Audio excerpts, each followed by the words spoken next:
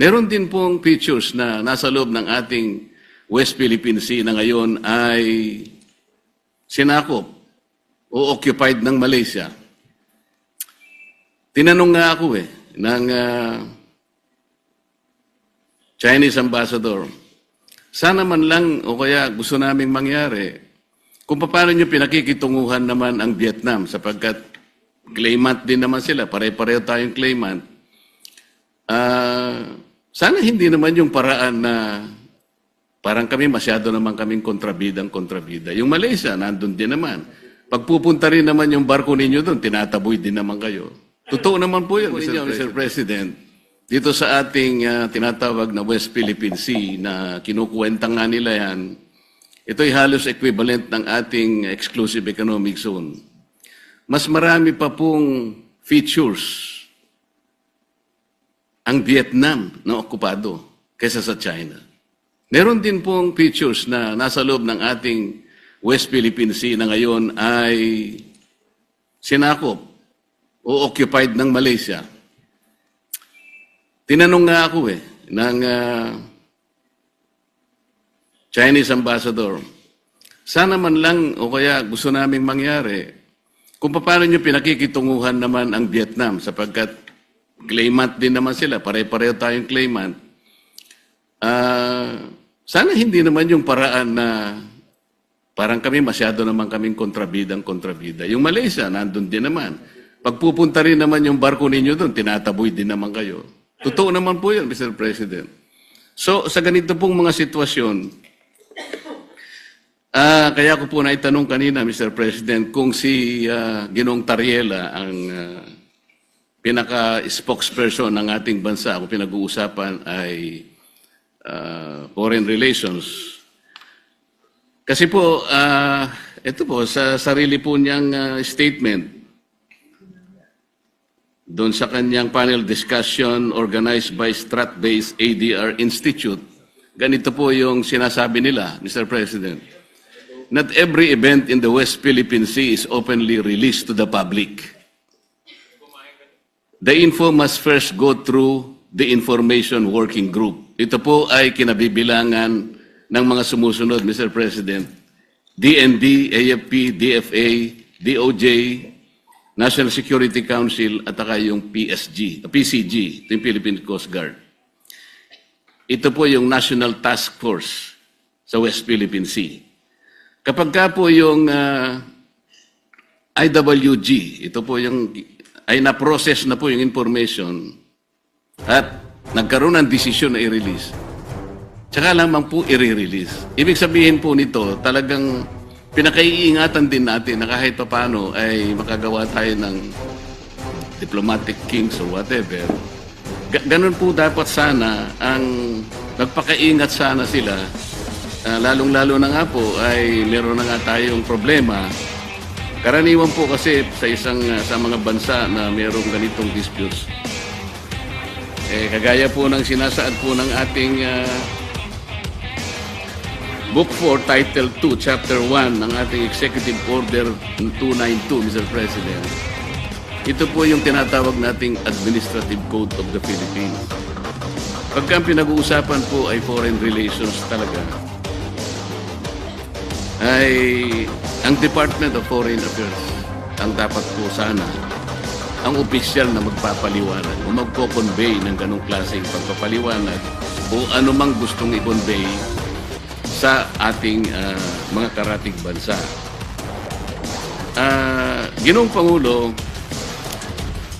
masasabi po ba natin na si Ginoong Tariela ay nakikipag-coordinate sa bawat salitang bibitawan niya sa publiko, lalong-lalo na yung sinasabi niya na kailangan informahan ng public? Kiniklear po niya kaya ito sa Department of Foreign Affairs gayong ito ang opisyal organ ng ating pamahalaan. Para sa ganun ay maiwasan po natin ang lalo pang pagkakamali. Sa tingin ko po, Mr. President, dahil meron tayong pong presumption of regularity, lalo na sa pagitan ng lehislatura at saka ng executive, opo, nananalig ako na nagko-coordinate si Commodore Tariela, nagko-coordinate ang buong National Task Force on the West Philippine Sea sa lahat ng mga departamento na bumubuo at gumagabay sa kanila, lalo na ang Department of Foreign Affairs. At bilang miyembro ng lehislatura, hindi po ako makikialam kung ano ba ang mga dynamics nila or kung maganda ba or hindi maganda ang kanilang working relationship on any one day or the other. Basta para sa akin po bilang isang mambabatas, meron akong presumption of regularity dun sa pagkilos ng buong National Task Force on the West Philippine Sea, and in this particular case, lalo na kay Commodore Tariela. And i-shift po natin o lakihan po natin yung magnifying glass na meron po tayo ngayon. Ang problema po ay hindi kay Commodore Tariela. Ang problema talaga ay sa kondukta ng Chinese government sa kasalukuyang dynamics. Kung sumasakit ang loob nila dahil ayon sa kanila masyado naman silang kontrabida, I'm sorry, in this particular case, sila talaga ang pinaka-kontrabida. Hindi po nila pwedeng sabihin na mas marami namang ino-occupy ang Vietnam, may mga kasalanan din ng Malaysia. Opo, alam natin may iba't ibang claimant country sa buong South China Sea at yung iba ay kumbaga karibal din natin sa mga claims natin bilang Pilipinas. Pero hindi naman ina-attack ng Vietnamese Navy ang Navy at Coast Guard natin. Hindi naman dinedenay ng Malaysia ang mga mangingisdang Pilipino makapangisda sa sarili po nating karagatan. At I beg to disagree, Mr. President, with all due respect sa Ginoo mula sa Pampanga at Tarlac. Ang pinag-uusapan po natin at ang pinagmumulan nitong mga malalim na pagkabahala natin, hindi po ito maliit na problema. Napakalaking problema po nito. Isa sa malaking problema natin sa ngayon. At ayaw nating magpanic, ayaw nating mag-misinterpret. Pero saan ba nagsisimula ang maaring ikatakot? Saan ba nagsisimula ang hindi lang maaring, kundi nagigit talagang pagmumulan ng hindi pagkakaintindi? Yun po, in largest part, dahil sa kondukta ng Chinese government laban sa atin, lalo na sa karagatan, at ngayon, gaya po ng nabanggit ko kanina, pati na po sa internet na kumbaga sila nga ay nagiging problematic sa atin. Gusto man natin pareho na lutasin ito, pero bukod sa ginagawa nila sa atin sa ating laot, sa Navy, Coast Guard, mga mangingisda, sa ating buong sambayanan, gusto pa nila patahimikin kapag may mga pinuno ng gobyerno sa executive man o dito po sa legislature na magrereklamo. Ang tawag ko po dyan, Mr. President, sa ugali ng Chinese government, gaslighting. Sila na nga ang gumagawa ng mali, mamasamain pa nila kapag pinuna ng ating panig, ng ating gobyerno, tayo pa ang may kasalanan at sila pa ngayon ang biktima. Classic gaslighting behavior po yun. Napaka-negative na psychology yan kung sa individual na tao po or kung sa interpersonal na mga relasyon.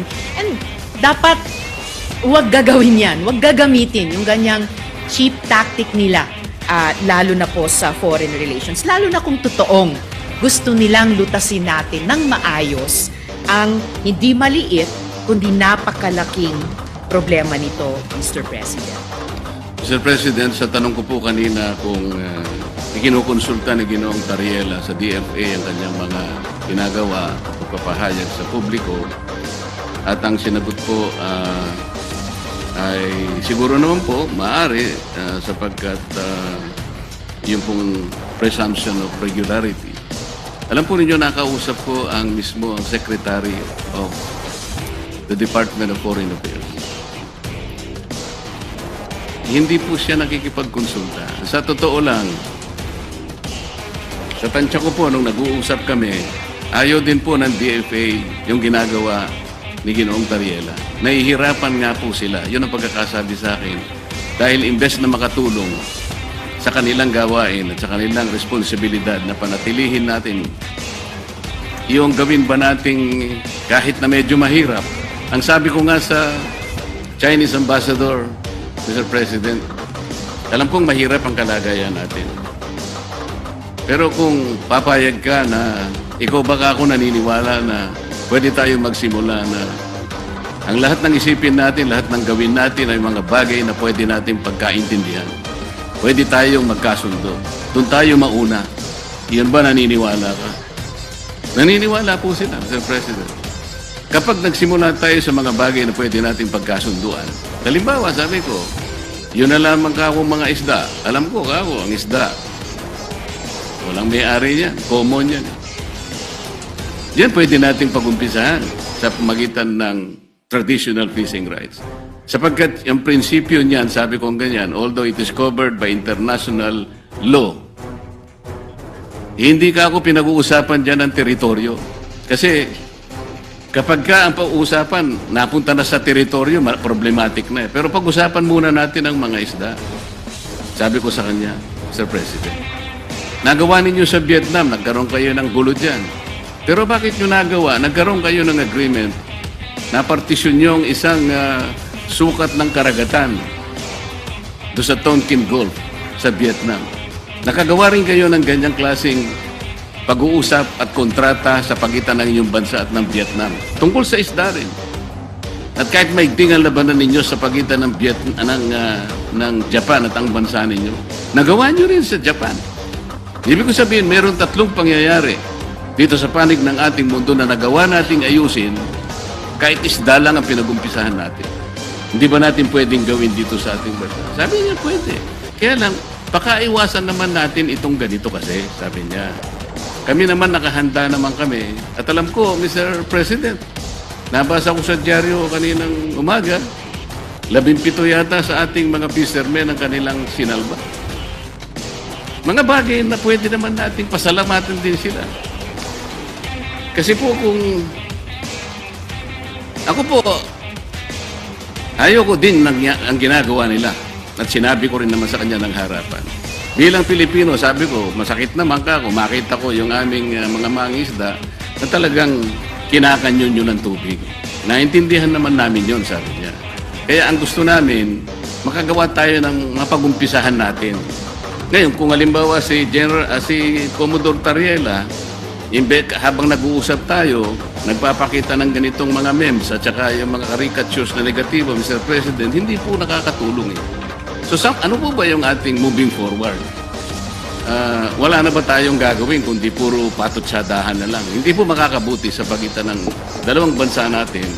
Kaya lang naman po ako tumayo para imungkahi ang ilang bagay-bagay sana na makakatulong. Maaring mahirap po sa umpisa. Ang imumungkahi ko nga po sana, Mr. President, kung meron po tayong panahon sa ating mga committee hearings, imbitahan po natin ang Coast Guard, ang Department of Foreign Affairs, at kung sino po ang may kinalaman dito sa West Philippine Sea, o kung tawagin po natin ay Exclusive Economic Zone, sa pagitan ng napaloob po sa South China Sea.